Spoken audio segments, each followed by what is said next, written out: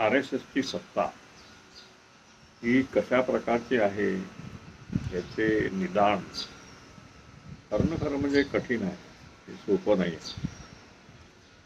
आज R S एसची सत्ता बीजेपीच्या रूपानं आपल्या देशावर आहे आणि ही सत्ता असण्याचं कारण आर एस एसने जी मेहनत 100 वर्षापासून केलेली आहे ती कडे पाहणं अत्यंत आवश्यक आहे. कारण त्यांनी सुरुवातीला जी भूमिका घेतली ती हेडगेवारांनी जी भूमिका घेतली ती मुस्लिम विरोधी होती. हिंदू आणि मुस्लिम असा विरोध त्यांनी केला होता. परंतु जेव्हा 1940 नंतर किंवा हेडगेवारांच्या निधनानंतर गोळवलकर जेव्हा प्रमुख झाले संघाचे, सरसंघचालक म्हणतात त्यांना, आज मोहन भागवतला जसं सरसंघचालक म्हणतात तसं गोळवलकर आणि हेडगेवार हे दोघेही सरसंघचालक, पहिले आणि दुसरे, म्हणजे पहिला हेडगेवार आणि दुसरे गोळवलकर. या गोळवलकरांच्या डोक्यामध्ये केवळ हेडगेवारची भूमिका नव्हती. कारण हेडगेवारांनी स्पष्टपणे चातुर्वर्ण्याचा पुरस्कार केला नव्हता असं माझ्या वाचनात मी त्यांचं चरित्र वाचलं आहे. परंतु गोळवलकरांनी जी भूमिका घेतली आहे ती भूमिका ही जास्त व्यापक होती. त्यांनी म्हटलं की चातुर्वर्ण्य हे हिंदू राष्ट्र आहे आणि मुसलमान हे शत्रू आहेत, परंतु चातुर्वर्ण्य मान्य करणं हे हिंदुत्व आहे.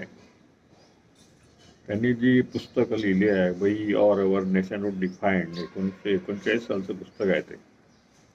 त्याच्या आधी हिंदू राष्ट्र मीमांसा नावाचं पुस्तक 1934 मध्ये बाळाराव सावरकर, तथाकथित हिंदू हृदय सम्राट विदा सावरकरांचे वडील भाऊ, त्या पुस्तकावर आधारित जी मांडणी गोळवलकरांनी केली we are our national define मध्ये, ती मांडणी म्हणजे हिंदुत्वाची किंवा ती मांडणी संघाची मांडणी आज झालेली आहे. हे बंच ऑफ थॉट्स वगैरे हे नंतरचं पुस्तक आहे, ते जरा मवाळ आहे, परंतु खरं विष, खरं जहर हे गोळवलकरांच्या त्या पहिल्या पुस्तकात आहे, we are our nation define. आणि म्हणून आपण ते वाचलं पाहिजे. आणि आता ही जी सत्ता आलेली आहे त्याच्या गोळवलकर म्हणे दरवर्षी पूर्ण देशाचा दौरा करत होते, लोकांना सांगत होते की ब्राह्मण सर्वश्रेष्ठ आहे, चातुर्वर्ण्य देवानं निर्माण केलं आहे. हे सगळं सांगत ते जात पण प्रत्येक राज्यात जात असताना ब्राह्मणांच्याच घरी उतरायचे, कारण तेच पहिले त्यांचे सेवक, पहिले त्यांचे साथीदार झाले होते. अशा प्रकारे तुम्हाला दिसेल की हिंदू राष्ट्राची भूमिका ही गोळवलकरांनी पक्की केली. नंतरच्या सगळ्यांनी त्याच्यामध्ये हातभार लावला आहे, मोहन भागवतापर्यंत. मोहन भागवताने 2000 मध्ये एक इंटरव्ह्यू दिला होता, आम्हाला सत्ता नाही, म्हणजे राजकीय सत्तेपेक्षा आम्हाला राष्ट्रसत्ता किंवा राष्ट्रनीती महत्वाची आहे, राजनीती नाही, आम्हाला राष्ट्रनीती महत्वाची आहे. आणि ही राष्ट्रनीती म्हणजे हिंदू राष्ट्राची नीती जी गोळवलकरांपासून मांडण्यात आली आहे, ती त्यांचं पहिलं स्थान, पहिलं काम हे लोकांची मानसिकता घडवणं झालं आहे. आणि म्हणून गोळवलकरांनी राजकारणात भाग घेतला नाही किंवा इंग्रजाच्या विरोधामध्ये सुद्धा त्यांनी आंदोलन केलं नाही. त्यांना इंग्रजांची सत्ता आज आहे उद्या नाही हे माहीत होतं, आणि म्हणून त्यांनी आपली हिंदू राष्ट्राची म्हणजे ब्राह्मण वर्चस्वाची भूमिका पक्की करण्याचं काम केलं, लोकांची मानसिकता घडवण्याचं काम केलं. अनेक संघटना त्यांनी काढल्या. त्यांनी पहिल्यांदा जसं काय जनसंघ काढला नाही, तर ती जनसंघाची निर्मिती ही नंतर झालेली आहे. 1925 मध्ये जर आर एस एस निर्माण झाली असेल तर 1951 मध्ये जनसंघ म्हणजे राजकीय पक्ष हा 25-26 वर्षानंतर त्यांनी काढलेला आहे. आणि भाजप हा 1980 मध्ये आलेला पक्ष आहे.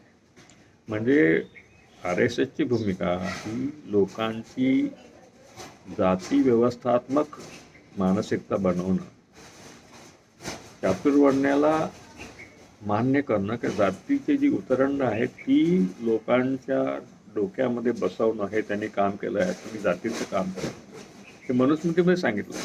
म्हणजे गोळवलकरांनी बरेचसे मुद्दे त्यांचे मनुस्मृतीपासून घेतलेले आहेत. चातुर्वर्ण्य हे राष्ट्र आहे किंवा धर्म आहे हे मनुस्मृतीच्या 12व्या अध्यायामध्ये पहिल्याच श्लोकात सांगितलं आहे. जातीचं काम करा, जातीत लग्न करा हे मनुस्मृती सांगते आणि ते सगळं गोळवलकरांनी उचललं आहे.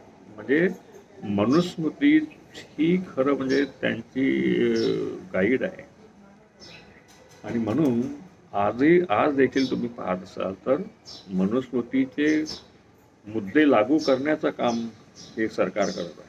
हळूहळू करत आहे. शिक्षण बंद करत आहे. म्हणजे काय, फक्त ब्राह्मण शिक्षण घेतील बाकीच्यांना नकार, अशा प्रकारची भूमिका आजचं सरकार घेत आहे. म्हणजे गोळवलकरांचं भूमिका.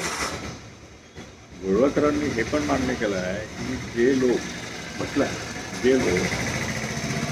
हिंदू राष्ट्राची भूमिका मांडणार नाही ते हिंदू नाही अशा प्रकारची मांडणी केलेली आहे. म्हणजे केवळ मुसलमानच त्यांच्या विरोधामध्ये नाही आहे, तर जे ब्राह्मण वर्चस्व मानत नाही आहे ते देखील हिंदू विरोधी आहे हे त्यांनी त्या वही पुस्तकामध्ये लिहिलेलं आहे. म्हणजे तुम्ही आम्ही जर विरोध करत असतो ब्राह्मण वर्चस्वाचा, जाती व्यवस्थेचा, जे फुल्यांनी केलं, जे पेरे रामस्वामींनी केलं, जे आंबेडकरांनी केलं, बुद्धांनी केलं, म्हणून त्यांचे हे शत्रू होतात, ते आंबेडकरांचा राग करतात. अशा प्रकारे तुम्हाला दिसेल की त्यांनी त्यांनी एकदा म्हटलं आहे गोळवलकरांनी की आम्ही मनक्रांती केली आहे. म्हणजे मनामध्ये जी काही क्रांती व्हायला पाहिजे होती की लोकांच्या डोक्यामध्ये आम्ही आमचे विचार बसवले आहेत आणि हे विचार बसवले म्हणजे त्यांचा विजय आहे. त्या विचारातून तुम्ही जातीच्या विचारातून बाहेर जाणं, जाती व्यवस्थेचा विरोध करणं म्हणजे तुम्ही हिंदू राहत नाही. तुम्हाला हिंदू राहायचं आहे का? हिंदू राहायचं असेल तर तुम्ही जात व्यवस्था मान्य करा, उच्च नीचता मान्य करा. ही जात व्यवस्था देखील कल्पना आहे. हे वेदापासून त्यांनी मांडलंय. चातुर्वर्ण्य हे ब्रह्माच्या मुखातून ब्राह्मण वगैरे वगैरे हे वेदामध्ये मांडलं आहे. म्हणजे वेदापासून त्यांनी एक प्रकारची उतरंड निर्माण करण्याचं काम केलं आणि ती उतरंड जारी राहणं हा आर्यांचा विजय आहे, हा ब्राह्मणांचा विजय, हा ब्राह्मणाची सत्ता राहणार आहे. मग खऱ्या अर्थानं तुम्हाला जर RSSच्या वर्चस्वातून, ब्राह्मणांच्या वर्चस्वातून मुक्त व्हायचं असेल तर राजकारण हे त्याला उत्तर नाही. राजकारणाला ते दुय्यम समजतात. प्रत्येक राजाला त्यांनी दुय्यम समजलं आहे. काहींना क्षत्रिय, शूद्र इत्यादी इत्यादी. त्यांनी रामाला क्षत्रिय म्हटलंय, पुरुषोत्तम म्हटलं, मानव म्हटलेला आहे. आणि आमच्या डोक्यामध्ये त्यांनी रामाला देव म्हणून बसवले. ब्राह्मणांचं काम करणारा राम हा बहुजनांचा देव बनवण्यामध्ये त्यांनी खूप मेहनत घेतली. आणि जो रावण होता, ज्याने कुठल्या शूद्राचा खून केला नाही, हत्या केली नाही, ज्याने चातुर्वर्ण्याचा विरोध केला, तो रावण मात्र राक्षस होतो, समतावादी राक्षस होता आणि विषमतावादी देव होता. हे ब्राह्मणांचं कसब आहे. महात्मा फुलेंनी कसब हा शब्द वापरला आहे. म्हणजे कपटनीती करून आपलं वर्चस्व कायम करायचं ही नीती त्यांनी अवलंबलेली आहे. म्हणून बंधू आणि भगिनींनो, राजकारणाला मोक्ष समजू नका. राजकारणातून त्यांचं वर्चस्व जाईल हे समजू नका. इथे समता प्रस्थापित करायची असेल तुम्हाला सांस्कृतिक क्रांती करावी लागेल.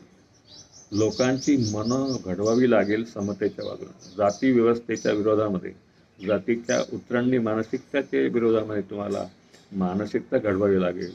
हे लोकमानस घडवणं ही खरी या देशाची क्रांती आहे. समतावादी लोकमानस घडवणं, कोणी अस्पृश्य नाही, कोणी उच्च नाही, कोणी नीच नाही, हे लोकांच्या गळ्यात उतरवणं, त्या डोक्यात बसवणं, ते तशा प्रकारे वागतील हा दिवस ज्या दिवशी तो सुदीन म्हणा, तो स्वातंत्र्य म्हणा, नाहीतर आपण गुलामगिरीतच राहणार.